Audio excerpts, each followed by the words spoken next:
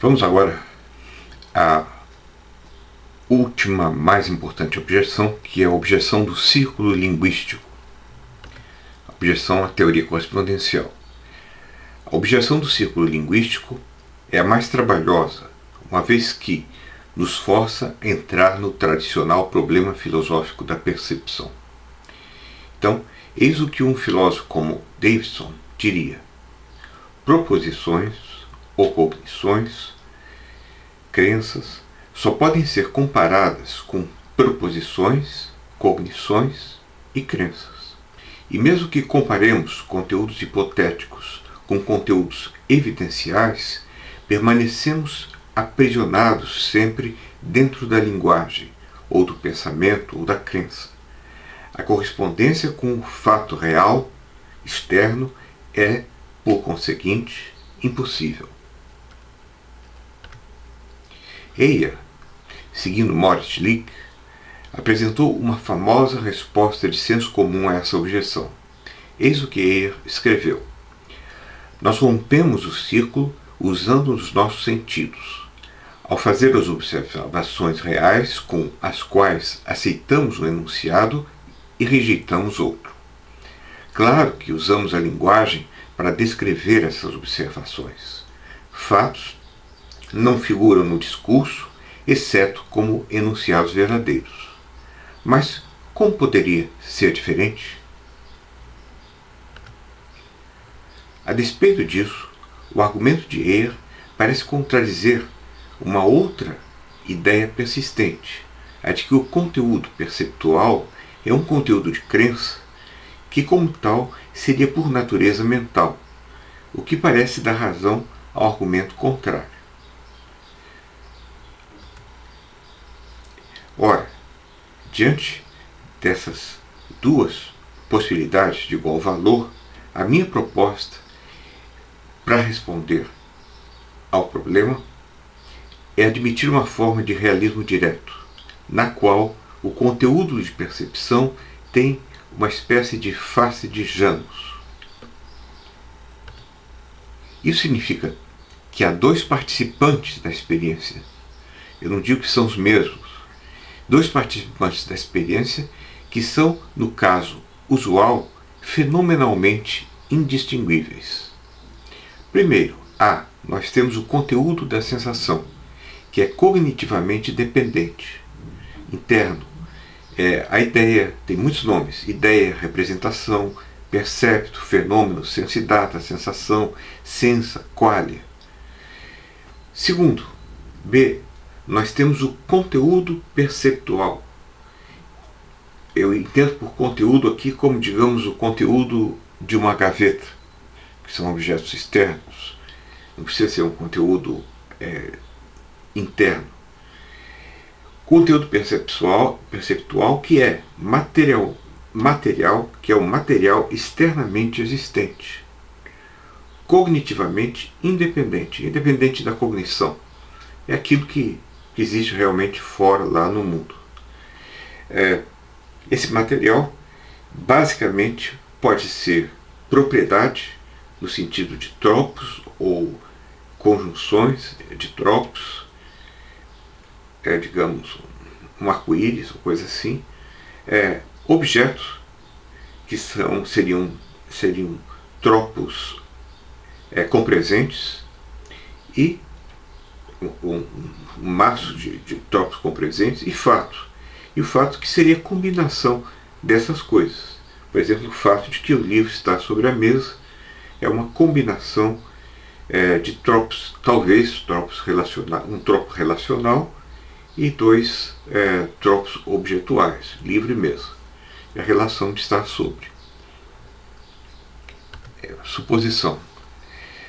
Sob tal assunção, quando falamos do conteúdo perceptual, é do objeto material, de seus tropos ou propriedades, conjunto de tropos, do fato real fazedor da verdade, que realmente interessa a correspondência. São combinações de propriedades. Seriam combinações de propriedades singularizadas, os fatos.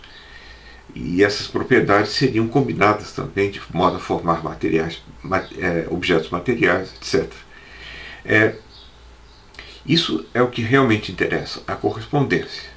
E nós estamos falando, nesse caso, de B, que é assinalado pela barra embaixo da letra. Já quando falamos das proposições, pensamentos perceptuais, trata-se de construções simbólicas supostamente fundadas nos quali internos e cognitivamente dependentes. Daí porque você pode fechar os olhos e continuar pensando naquilo que você viu. Ou imaginando, reativando os quali. Nós podemos ilustrar essa duplicidade inerente à experiência com a dos objetos vistos através de um espelho. Primeiro, eu posso falar da imagem de um vaso de flores visto no espelho. Mas eu posso falar também, B2, do vaso de flores real, do qual ela é imagem e que vejo por meio dela. Mas a similitude entre a imagem especular e a realidade da qual é a imagem, entre A e B, oculta uma imensa diferença. A imagem especular do vaso de flores está circunscrita ao espelho e pode ser apenas vista. O vaso real, que vejo pelo espelho, não é circunscrito ao espelho. Ele pode ser observado de todos os ângulos, de trás, de frente, ele não muda de tamanho, pode ser tocado, quebrado, etc. Do mesmo modo, O com exclamação pode ser interpretado como um conteúdo de pensamento perceptual ou como o próprio fato, designado por uma leitura objetivista de O exclamação, com tracinho embaixo. A metáfora do espelho pode ser facilmente substituída por um evento concreto, como o seguinte fato-evento. O barco entrando no porto pode dar lugar a dois enunciados. A. Eu tenho impressão sensorial de que, isso entre colchetes, estou vendo um barco de pesca entrando no porto. B. Eu estou vendo realmente um barco de pesca entrando no porto, realmente entre colchetes, para mostrar a objetividade do conteúdo. Note-se que A contém a descrição do conteúdo interno, psicológico, aparente, do sensidata, enquanto que B contém a descrição do fato ocorrência real, no caso é realmente uma ocorrência, que efetivamente observo no mundo externo. Mas a descrição de ambos é fenomenalmente idêntica, algo que foi repetidamente notado, lembrado por Searle. Ou seja, você pode ter a descrição da impressão sensorial disso, mas você pode ter a mesma descrição daquilo que lhe é dado realmente. Searle dá um exemplo indiscutível do que eu parafraseio a seguir. Isso no livro Same Things as They Are, de 2015, que eu aconselho a vocês. É extremamente claro, delicioso de ser lido. Suponha que eu pressione com força a minha mão contra a mesa. Eu tenho uma sensação de dor, diz ele. Ao mesmo tempo, eu percebo tatilmente que estou pressionando a mesa com a minha mão. As duas coisas são diferentes. O mau argumento, diz ele, é o que conduz ao realismo indireto, ao fenomenalismo, ao representacionalismo, se baseia simplesmente na confusão de uma coisa com a outra. Uma objeção óbvia que poderia ser feita pelos defensores do realismo indireto ou representacionalistas é a dos argumentos tradicionais, como o da ciência e o da ilusão, que eu vou considerar a seguir. Esses argumentos teriam demonstrado que o objeto direto de nossa percepção sensorial é sempre constituído de fenômenos, sensações, sensa, sense, data, quale, muitas palavras para a mesma coisa. E tudo o que percebemos é através do véu das sensações, do véu desses quale, desse sense, data. E, portanto, tudo que percebemos é indiretamente percebido. O mundo externo é indiretamente percebido. O squalia, o véu das sensações, nos informa sobre o mundo.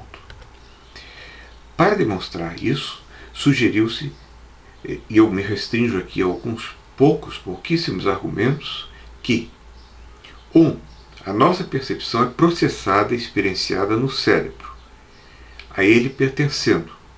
Esse seria o argumento da ciência em meia dúzia de palavras. 2. Ao apertarmos o canto do olho, temos a impressão de que vemos os objetos se moverem. Por favor, façam essa experiência. Isso foi Hume que notou. Uma pessoa com hepatite passa a ver tudo amarelo devido ao aumento de bilirrubina no sangue. Hume também notou isso. 4. Ao levantar o dedo indicador uns 30 centímetros, 40, diante do rosto e olhar para o fundo da sala, eu vejo 2 dedos. Por favor, façam essa simples experiência para se certificarem. A resposta aparece quando examinamos, como fez Corman, a semântica da noção de direticidade. Compare os exemplos. O ônibus direto de São Paulo para Florianópolis com parada de meia hora para a refeição. Ou talvez parada de meia hora para trocar de ônibus porque o ônibus escangalhou. Eu acho que hoje esses ônibus estão desaparecendo.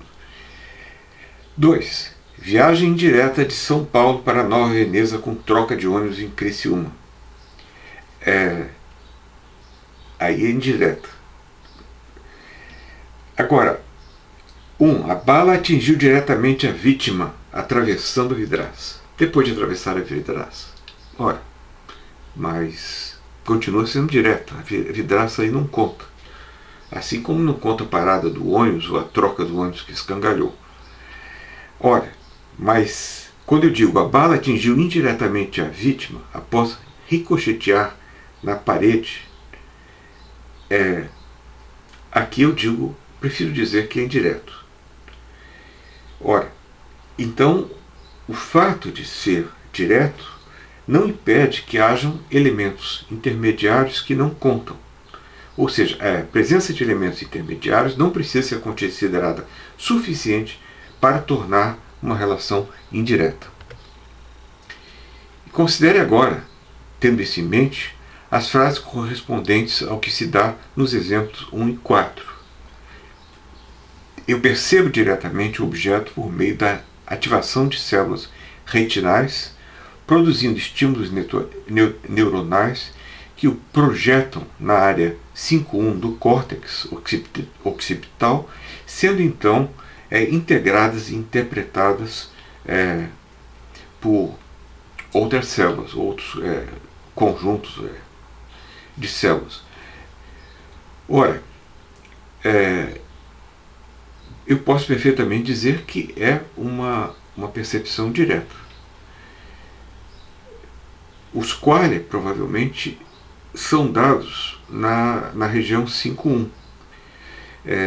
Se você irritar a região 5.1 do cérebro em uma pessoa cega, ela terá alguma experiência visual. Uma pessoa com olhos fechados, ela terá alguma experiência visual. Já foram feitas experiências do gênero. Essa frase parece perfeitamente correta, mesmo que haja uma projeção da imagem no córtex occipital antecedida de uma correspondente ativação das células retinianas. Assim, existem elementos intermediários numa relação direta de percepção visual, como por exemplo a imagem retiniana ou o que é projetado de algum modo na região 5.1 do córtex, como se formam as imagens visuais, mas isso não conta. 2.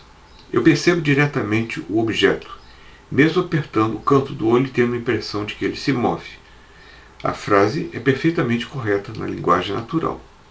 Eu não deixo de perceber o objeto, pelo fato de que eu aperto o canto do olho e ele aparenta se mover. 3. Eu percebo diretamente as cores como se fossem amareladas devido ao alto nível de bilirrubina no sangue. Percebo as cores tornadas amareladas ou assim, ou perdendo a sua natureza própria. Mesmo estando distorcidas, eu de algum modo as percebo. Eu percebo diretamente meu próprio dedo indicador duplicado. Essa é uma frase de Searle. Eu tanto posso dizer que percebo 2 dedos quanto percebo meu dedo indicador duplicado. E se eu tirar os olhos da parede no fundo e concentrá-lo no dedo, os 2 dedos se unem em um só. Então, não há nada de incorreto em se dizer isso. Essas são frases perfeitamente corretas com base no conceito de direticidade próprio de nossa linguagem natural, do sentido que nós damos às palavras. E continuam corretas mesmo quando adicionamos o nosso conhecimento científico, como na frase 1. São os filósofos que inventam coisas que contradizem o senso comum e a linguagem natural. Tudo isso é intuitivamente correto, ou seja, mesmo que precisemos atravessar um véu das sensações, isso não torna a percepção indireta, pois o véu não é elemento intermediário que faz qualquer diferença. Ele é, por assim dizer, tão transparente que em condições normais não é sequer notado. Minha sugestão é de que essas considerações reforçam a ideia de que tanto podemos considerar elementos dados na percepção sensível em termos de pensamentos perceptuais dependentes de qualia, quanto em termos de fatos reais aspectualmente dados nos pensamentos e que servem de fundamento para a sua verdade. No caso A, nós nos baseamos em conteúdos sensíveis, em qualia úteis à construção do conteúdo do pensamento. Spread thought interno, o pensamento perceptualmente fundado. No caso B, baseamos-nos no próprio conteúdo factual externo sobre o que ultimamente construímos um pensamento perceptualmente fundado. Que O ou que, com barra embaixo, admitem essa segunda interpretação, é representado pela própria barra. Critérios de realidade. Um outro ponto é que há circunstâncias que servem de critério para a nossa identificação de um conteúdo perceptual como sendo do tipo B, ou seja como conteúdo factual real, um fato real, opondo-se às meras impressões sensíveis. Trata-se da satisfação dos critérios de realidade que foram considerados por Descartes, Locke, Berkeley, Hume, Kant, Mill, Frege, Moore e muitos outros. Como Moore, que veio depois, resumiu em um artigo sobre a natureza da realidade.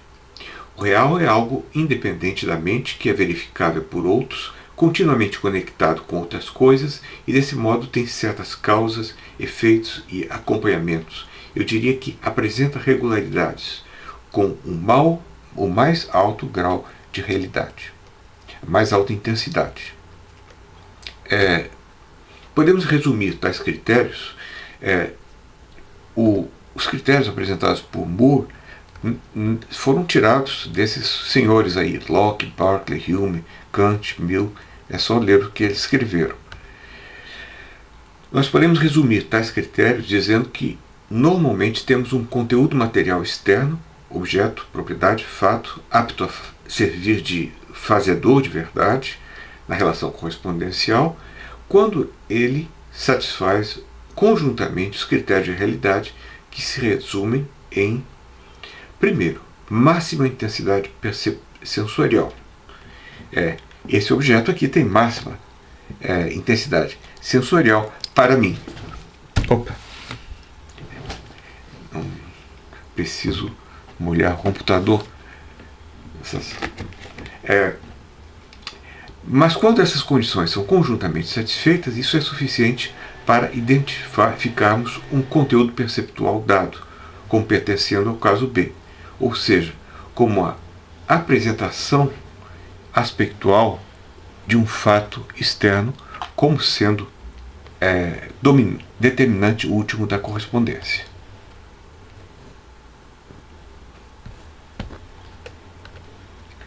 Posso dizer que vejo um barco pesqueiro real entrando no porto porque essa percepção satisfaz os critérios de realidade, de 1 a 4.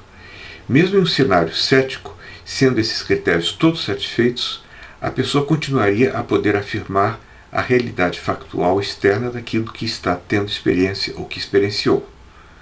Nós precisamos aqui distinguir entre realidade inerente e realidade aderente, de um modo que recorda o da distinção carnapiana entre existência interna e externa. A realidade que a satisfação dos critérios de realidade permite afirmar é a inerente, aquela que usamos no dia a dia.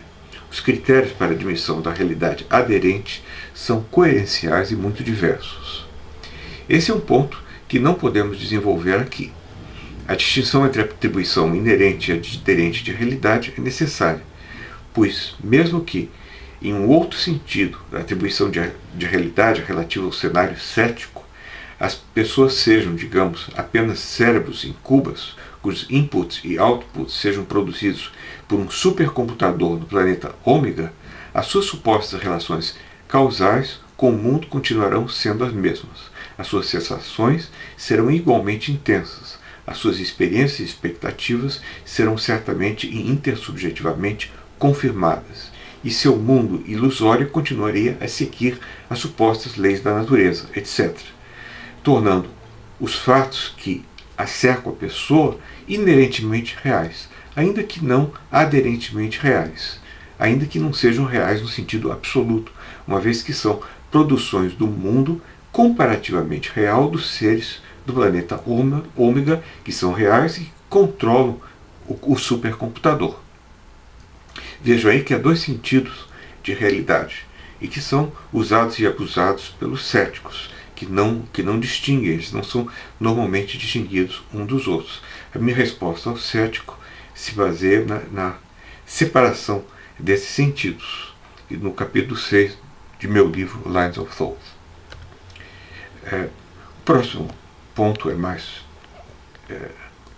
bastante sobre Russell.